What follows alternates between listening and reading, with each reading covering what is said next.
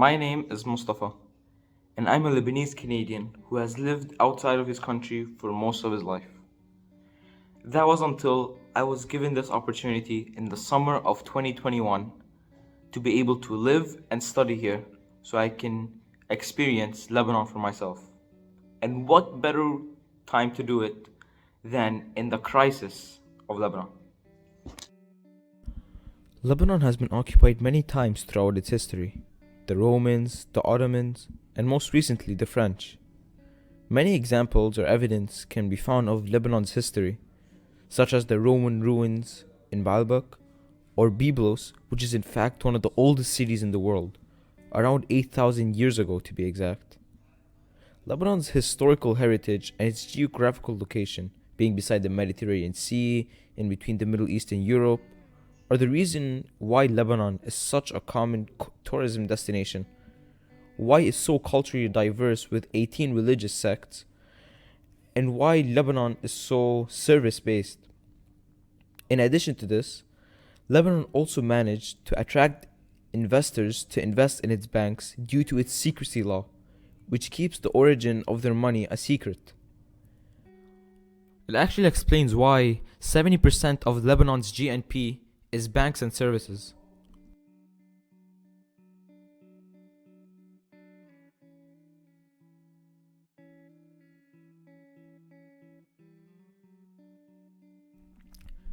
The times where Lebanon was the Switzerland of the East is over.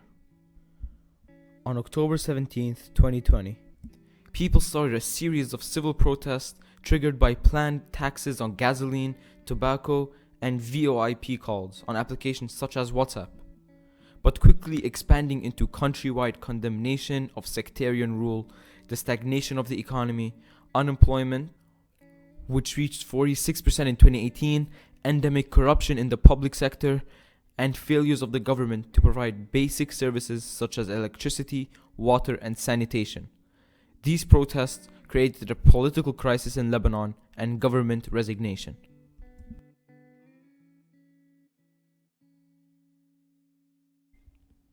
After Lebanon started to go crazy, do you know what came right after that? That's right. On February of 2020 arrived COVID-19 and everything had to close down. With businesses needing to shut down immediately, people who were hit from the sudden economic crisis were also hit by the sudden loss of source of income. Let's hear directly from the business owner. Okay. كيف الكورونا أثرت على البزنس؟ How has COVID-19 affected your business? لأن الكورونا مش أثرت علينا نحن، أثرت على كل العالم وبكل دول العالم ببلدنا وغير بلدنا. يعني نحن بينا بال 2020 6-7 اشهر قاعدين بالبيوت مسكرين، هذا كله عجز تدفعهم من جيبتك، أجار محلات وأجار كهرباء، أجار شغيلة، أثرت على كل العالم، بالعكس هي نزلتنا لتحت الأرض.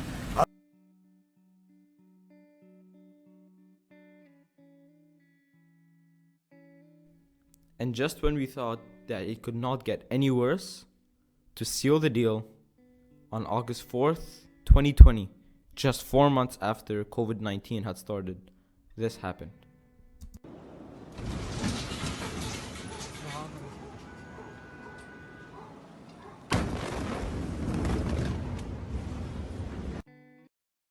More than 70% of Beirut buildings and 70,000 homes were damaged. 200 people died, 6,500 people were injured. It was completely devastating for Lebanon.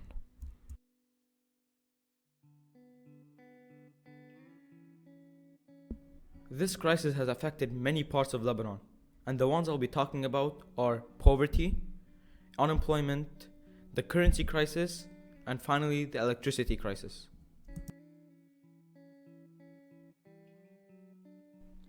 This was completely devastating for Lebanon, with having the poverty rate being doubled from 42% in 2019 to 82% in 2021.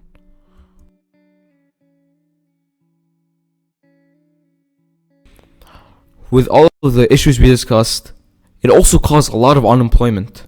The unemployment rate increased from 28% in February of 2020, similar to when COVID-19 started, to 40% in November of 2020.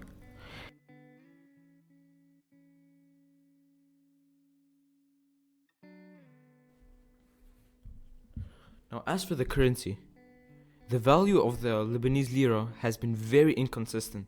But as of right now, what used to be 1 to 1,500 lira now is 1 to 20,000. To put that into perspective,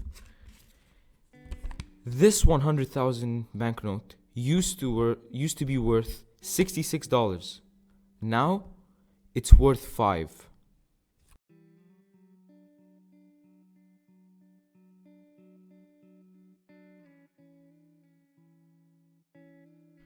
The electricity situation in Lebanon has gotten so bad. The electricity we get from government-owned companies has only gotten down to 1 hour per day, meaning we have to find alternative sources of energy. There are 4 common examples: power from owned renewable energy such as solar panels, power from self-owned power generators, power from private power generator contractor, or power from a charging battery. Let me share with you what I use as a power alternative. For us, we use power generator contractors, and we also use a battery for emergencies. For the plan we are on, we're actually limited to 10 amperes, meaning if we use more appliances, the fuse will go off and everything shuts down. Actually, let me show you an example of what we do when that actually happens.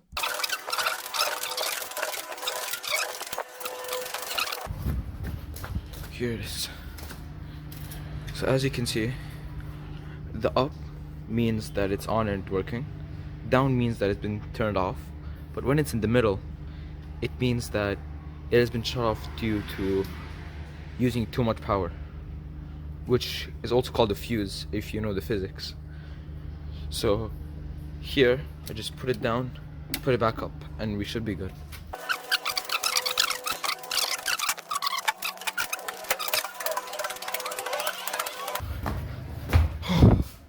Now, it is still working.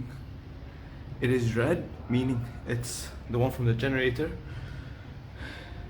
And we're actually exceeding 10 ampere, meaning I have to go turn off something right now, or else, wow. I can't believe we just caught that. I should have been quicker. Now I have to go back and do the same thing.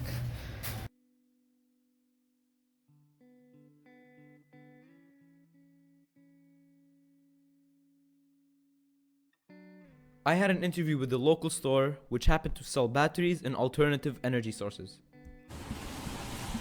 When did you start your business? بلشت بال 2007. Why did you choose this business? اخترتها لانه انا عندي هوايه بالبطاريات وانا متقاعد، ولما طلعت انا من الخدمه فتحت المطعم لانه انا عندي هوايه فيها، وانا كنت اشتغلها لما كنت موظف. والبطاريه هي قطعه مستهلكه، يعني كل العالم بدها تستعملها، كانت للاناره للبيوت او للسيارات او كل شيء انجن، لانها قطعه مستهلكه يعني بدها يخلص عمرها بدها تتبدل عندي ولا عند غيري، لذلك اخترتها لانه هي مطرحه ما بتوقف. Okay. What are the products you sell? بدنا دغري ترجم خي. سؤال شو البضاعة اللي بتبيعها؟ بيع بطاريات صناعة كورية، بيع بطاريات صناعة صينية، بيع صناعة ماليزية، بيع صناعة هندية بيقولوا لها توبيلار، يعني بطارية أنبوبية إلها فوشات، بيع اندونيسي، بيع للسيارات ولليو بي اسات للبيوت وللسولار للطاقة الشمسية. Okay. What is your advice to your customers out there? My advice to my customers is, first of all, to know what they want, and I will explain for them if it's good or not for them. And to be sure, when they choose any component or battery or inverter, any electrical component from our shop, to know what they ask for. Good afternoon. My name is Mustafa Khairuddin. Can you please introduce yourself? Good afternoon, my name is Abbas Khairuddin and I work in this place. Okay, so the first question I have for you is, what are the skills needed to work in this business? First, you need to know how to talk with the people here. and you need to make sure to make your customer feel comfort while talking with you. And when you hold the battery, you know the batteries are a little bit heavy, so you need to know how to hold them. That's it. Okay, thank you very much. You're welcome. كيف الحالة بلبنان أثرت على البزنس تاعولك؟ How has the economic situation affected your business? الحالة عنا بلبنان عم تأثر علينا بلعب الدولار، ساعة بيطلع الدولار ساعة بينزل. يعني بتشتري بضاعة أنت على الواطي بيطلع الدولار بيختلف بيفرقوا معك بالتصريف. تشتري على العالي على 30 وطلوع مثلا بيقشط الدولار مثل هلا هالايام هلا ال 21 22 بتجي تصرفهم بيفرقوا كمان معك. اوكي. كيف الانفجار تاع بيروت أثرت على البزنس؟ How has the Beirut port explosion affected your business? انفجار بيروت أثر على كل العالم بالأخص على التجار، لأنه وقفت العاصفة على ميناء بيروت، كذا رصيف تعطلوا عن الشغل، بقي في رصيفين ثلاثة عم يشتغلوا. بهالحالة هيدي كل التجار الغوال الكبار اللي عندهم مضايع صاروا يحتكروها ويعلوا الأسعار. Okay, thank you very much. شكرا.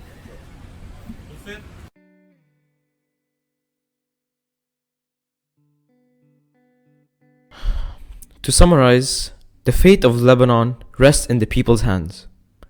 Today we discussed not all, but many issues that have had an impact on Lebanon.